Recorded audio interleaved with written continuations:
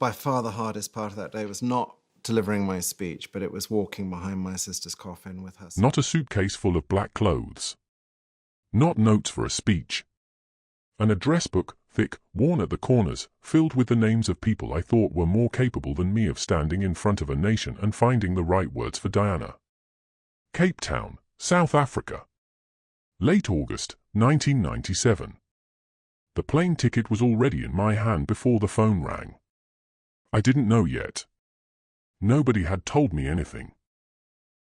I was 33 years old, living an ocean away from everything I'd once called home, and for one more night I still believed my sister was simply my sister, reckless, radiant, exhausting, alive. Then the phone rang. I won't describe what that call did to a man's body. Some things don't need describing. You already know. Everyone who has ever answered a phone at 4 in the morning knows exactly what that silence sounds like before the voice on the other end says the word that changes everything. Diana was gone. Paris. A tunnel. A world that would never be ordinary again.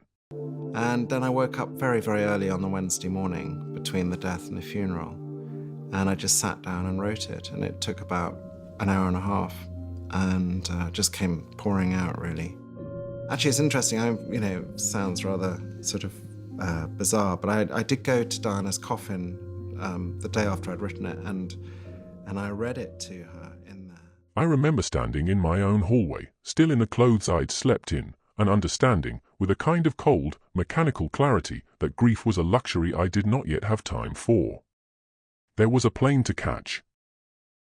There was a country waking up to headlines. There were 2 boys, 15 and 12 years old, somewhere in Scotland, who did not yet know that the ground beneath them had just disappeared. I boarded that overnight flight to London with an address book in my bag.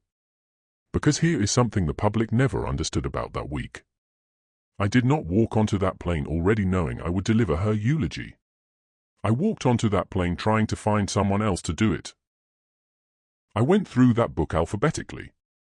Name after name. Friends of hers. Friends of the family. People with the composure I was certain I lacked. I got all the way to Z. I hadn't found anyone. By the time the wheels touched down at Heathrow, I had failed at the one task I'd set myself on that flight, and I still didn't understand that the family had already made the decision for me. I called my mother from the airport. I told her I couldn't think of who should give the eulogy. I told her I had this terrible, sinking feeling settling into my chest, the feeling you get right before something is asked of you that you are not ready to give. I said the words out loud for the first time. I think it's going to have to be me. My mother didn't hesitate. It is going to be you, she told me. Your sisters and I have already decided. Hi viewers, when you lost someone you loved, was there a moment where you knew, instantly, without being told? The obvious reality that my sister wasn't around anymore, and I wanted to speak for her honestly and truly and fully, and that was it really. That you were about to become someone's protector? Let me know with a simple yes or no. I want you to sit with that phone call for a moment, because I think it explains everything that came after it. I hadn't volunteered. I hadn't stepped forward, chest out, ready to be the man who spoke for Diana in front of the whole world. The decision had been made without me in a kitchen somewhere in England while I was still 30,000 feet in the air. My sisters and my mother had looked at each other and quietly agreed, it has to be Charles. There's a particular kind of dread that comes from being chosen for something you know will define the rest of your life, before you've had a single second to prepare for it. That was the dread I carried through customs. Through the drive into London. Through the first sight of Kensington Palace, half buried under an ocean of flowers that had appeared, seemingly overnight, from strangers who had never met her. I want to tell you something about grief that television never quite captures. It doesn't arrive in one wave. It arrives in fragments, at strange moments, when you're least prepared for it. A florist's van. A stranger crying on a street corner for a woman she'd never spoken to. The particular blue of a late August sky that Diana would have called perfect for a picture. I felt all of it. And underneath all of it, a low, constant hum of dread about the speech I hadn't written yet. On the Tuesday night, Diana's funeral was set for that Saturday, I finally sat down and tried. I want to be honest with you about what I wrote first, because it matters for what comes later. It was safe. It was the kind of eulogy you'd expect from a brother trying not to say the wrong thing in front of the entire watching world. She was very good at this as a child. I just wanted to stipulate what a thoroughly wonderful person we'd just lost. And if in comparison to that, other people felt badly about it, well, that was really not my issue. She had a gift for making people feel seen. All true. All acceptable. All completely, devastatingly wrong. I looked at what I'd written and felt something close to disgust. Not at the words themselves, but at how small they made her sound. Diana had never once, in her entire life, been safe. She'd been reckless with her own heart in ways that terrified the people who loved her and delighted the people who watched her from a distance. She'd walked into hospital wards other public figures wouldn't go near. She'd held the hands of men dying of a disease the world was still too frightened to touch. She had broken rules that had stood for centuries, and she had done it in public, on purpose, because she believed those rules were hurting her sons. That was not a woman you honored with a eulogy about childhood report cards. I put the safe draft aside. And that is when the real work began, the work that would put words into a document that, within days, would put a visible crack down the middle of the British monarchy. I didn't know that yet. On that Tuesday night, alone with a blank page and a country outside my window slowly turning into a sea of white and yellow flowers, all I knew was that I owed my sister the truth, even if the truth was dangerous. I want to pause here and tell you exactly what dangerous meant in that context, because it isn't dramatic language. It's documented fact. Diana had spent the final years of her life increasingly at odds with the institution she'd married into. Not with any single person, necessarily, with the machinery itself. The protocol. The distance. The sense that her sons were being raised, in part, to become symbols before they were ever allowed to simply be boys. She wanted something different for William and Harry. She said so, publicly, more than once. She wanted them to feel things. To hug people. To sit on the floor of amusement parks and eat fast food and understand, in their bones, what ordinary life felt like. And that was very tough. In fact, in the final paragraph, I'd run out of energy and almost out of oxygen. Because she believed a king who had never touched ordinary life could never truly serve the people living it. That tension, between duty and feeling, between tradition and the boys themselves, was the exact fault line I decided to stand on. I wrote it that night. Not the full speech yet, but the seed of it. The line that would eventually become the most quoted, most controversial sentence I have ever spoken in my life. A promise. Made to a woman who could no longer answer me. A promise that her blood family, not the institution, her blood family, would finish raising her sons the way she had started. I didn't know, writing it in the quiet of that room, that I was about to stand at a pulpit in Westminster Abbey and say those words with William and Harry sitting close enough that I could see their faces. I didn't know that somewhere in the pews behind them, members of the family I was about to publicly challenge would be listening too. I only knew that it felt true. And true, that week, felt like the only thing I had left to give her. There is a particular silence that settles over a country in mourning.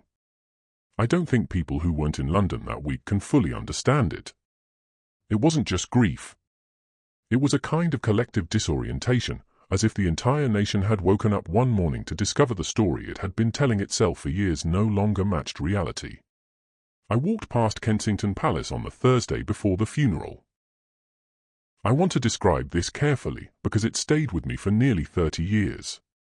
The flowers weren't just flowers anymore. They'd become a landscape. A field of grief that stretched further than any single person could walk in an afternoon.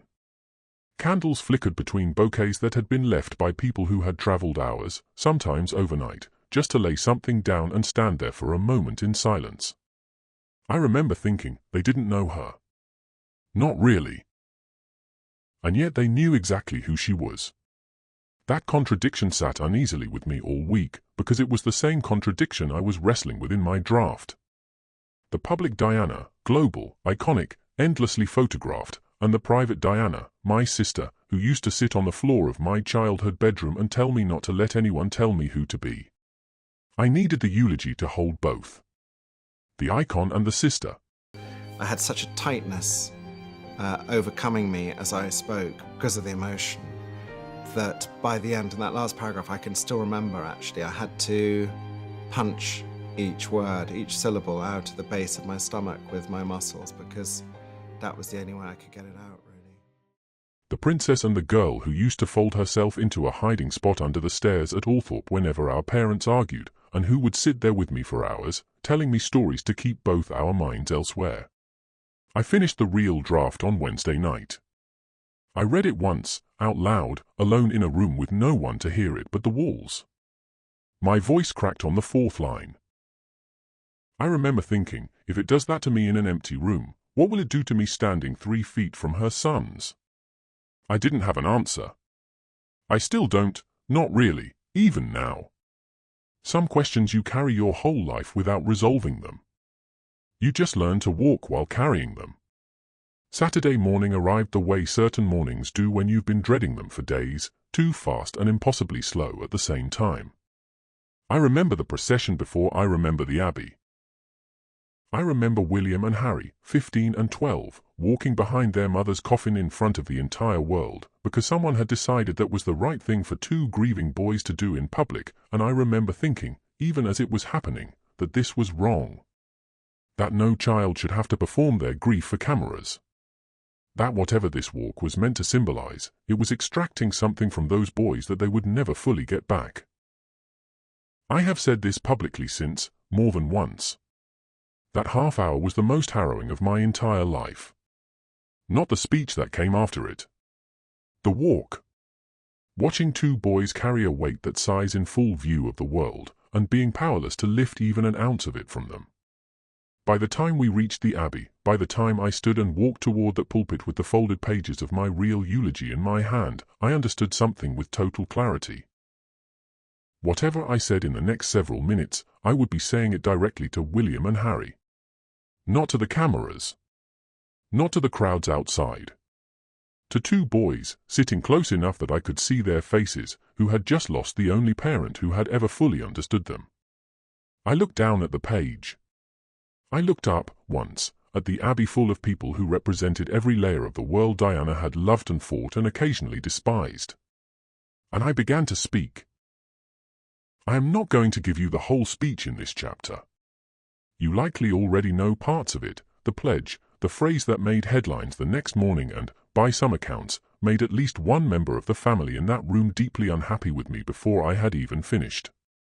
What matters right now is not the words themselves. What matters is what happened in my body as I said them. Something in me broke and steadied at the same time. I made a promise that day. A public one, in front of the world, to 2 boys who were watching me with the kind of raw, silent trust that only children who have just lost everything can give. I told them, in that moment, that their blood family would protect them from the same forces that I believed had worn their mother down.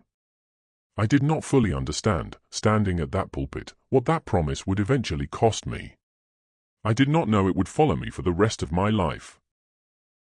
I did not know that decades later, I would still be measuring every choice I made about William and Harry against the weight of those words.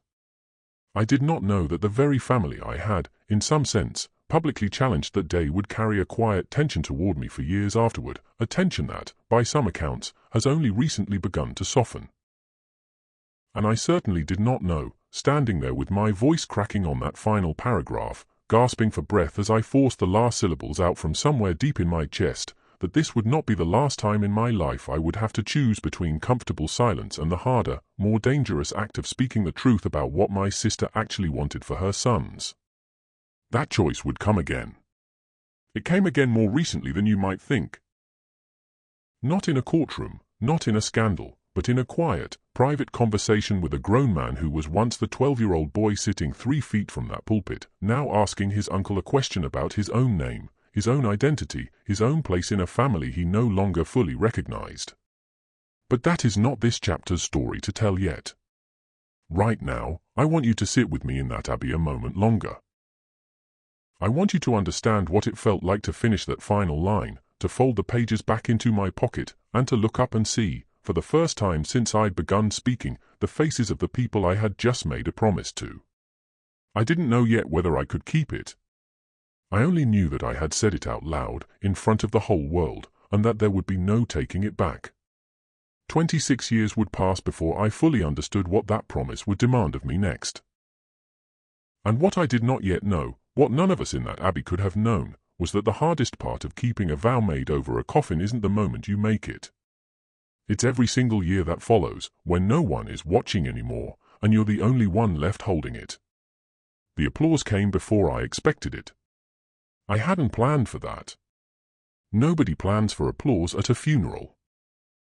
But somewhere around the 4th paragraph, while I was still standing at that pulpit with my sister's coffin resting a few feet away, I heard it begin, first outside the abbey, carried in through the open doors from the crowd standing in the street, and then, slowly, disbelievingly, inside the abbey itself. I want you to understand how strange that sound is in that setting. Applause does not belong inside Westminster Abbey. It is not part of the liturgy. It is not part of any funeral anyone in that building had ever attended. And yet there it was, rippling backward from the doors toward the altar, gathering strength as it moved, until the very people who had raised me, who had sat across dinner tables from me my entire life, were sitting in their pews listening to a sound that had never been heard in that space before. I didn't stop speaking. I couldn't have, even if I'd wanted to. But I felt it. I felt the room shift underneath me, the way a house shifts when a foundation crack finally gives. Somewhere in that sound, I understood something I hadn't fully let myself understand while I was writing the speech 2 nights earlier. This was not going to be received quietly. Let me take you back one more time, because I don't think you can understand what happened next without understanding exactly what I chose to say, and exactly why I chose to say it that way. I stood in that pulpit and I made a promise on behalf of what I call Diana's blood family. Not the royal family. Her blood family, her mother, her sisters, me. I said we would protect William and Harry from the same pressures I believed had worn her down. I said we would make sure their souls were not simply consumed by duty and tradition, but could sing openly, the way she had always wanted for them. I chose those words on purpose. I knew, even as I wrote them, that blood family was not an accidental phrase. It drew a line. It said, without saying it outright, that there were 2 families now. The one Diana had been born into, and the one she had married into, and that in her absence, it would be the first family standing guard over her sons. I will tell you honestly, some part of me wanted that line to be heard exactly the way it was heard. Because I believed it. I still believe it today. But belief and consequence are 2 very different things, and I was about to learn exactly how different. Hi viewers, have you ever said something you knew was true, even though you knew it would upset the people closest to you? Just answer yes or no. I'd love to see how many of you have been there. The reception after the funeral was quiet in a way that felt almost louder than the applause had been. I remember specific faces. I remember specific silences.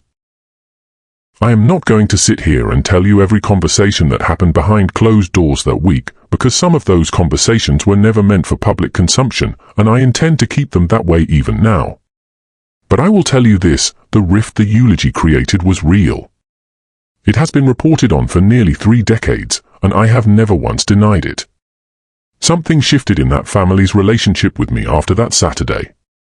Not dramatically. Not with slammed doors or shouted words. It was quieter than that. Colder. The kind of shift you only fully register months later when you notice how certain invitations no longer arrive, how certain conversations no longer happen with the same warmth they once had. I want to be careful here because I think it's important. I did not say those words to punish anyone. I said them because I believed, in that moment, that somebody needed to say out loud what Diana herself had spent years trying to say, that the system around her sons needed to bend, at least a little, toward feeling instead of only tradition. But intentions do not undo consequences. And the consequence, for me, was years of distance from an institution I had just publicly, if quietly, challenged. I carried that distance the way you carry any wound that never fully closes. Not constantly. Not dramatically. Just there, underneath everything, a low ache that flared up at certain anniversaries, certain photographs, certain moments when I would watch William or Harry on television and wonder how much of what I promised in that abbey I had actually managed to deliver. There is a particular kind of loneliness in making a public vow to protect 2 children and then discovering, in the years that follow, how limited your actual power to protect them really is. I was their uncle. I was not their father. I was not the king. I did not control the newspapers that followed them, the protocols that shaped their days, the invisible architecture of expectation that surrounded 2 boys who had been born into a role neither of them had chosen. All I had was the promise. And a promise, I would learn, is a strange kind of currency. It costs you everything to make, and very little to keep quietly, until the moment comes when keeping it quietly is no longer enough. I want to walk you through what the years immediately following the funeral actually looked like, because I think people assume grief has a shape. A beginning, a middle, an end. It doesn't. Grief, in my experience, has a rhythm more like weather. Calm stretches. Sudden storms. Long grey periods where nothing happens at all, and you simply keep walking through them because the alternative is standing still. I remember the first Christmas without her. I remember watching William, still just a teenager, trying to hold himself with the composure everyone expected of him, and catching, every so often, a flicker of the boy underneath, the boy who had walked behind his mother's coffin in front of the entire world and never once been allowed to simply fall apart. I remember Harry, younger, angrier in ways he was less practiced at hiding. There is a particular kind of anger that comes from losing a parent too young to understand why, and I watched it live in him for years, in ways the public rarely saw and even more rarely understood. I tried, in whatever ways were available to me, to be present. Birthdays. Quiet visits. The kind of steady, unglamorous presence that doesn't make headlines but sometimes matters more than anything that does. I brought them to Althorpe when I could. I wanted them to have a place that belonged only to their mother, not the palace, not the public gardens where strangers left flowers, but a private island on a quiet lake where they could stand without cameras and simply be near her. I chose that resting place deliberately. I have spoken about this before, and I'll say it again here because it matters to the story I'm telling you. I wanted somewhere Diana could be visited in privacy. Somewhere William and Harry could come and go as they wished, without an audience, without performance. It is, I think, the single decision from that entire period I have never once doubted. But even that decision came with a cost I hadn't fully anticipated. Because a private resting place requires a private guardian. And that guardian, whether I wanted the role permanently or not, was me. I became, over those years, something the public rarely saw and even more rarely understood. A kind of quiet custodian, not just of a grave, but of a version of Diana that existed outside the palace's control. The stories I told the boys about their mother. The photographs I kept. The memories that had nothing to do with tiaras or headlines and everything to do with a woman who used to hide under staircases with her little brother and tell him stories to make the shouting upstairs feel farther away. I gave them that version of her, again and again, over years, in small private moments nobody ever photographed. I believe, to this day, that this was the truest way I kept the promise I made at that pulpit. But there is a harder truth sitting underneath all of that, and I think it's time I said it plainly.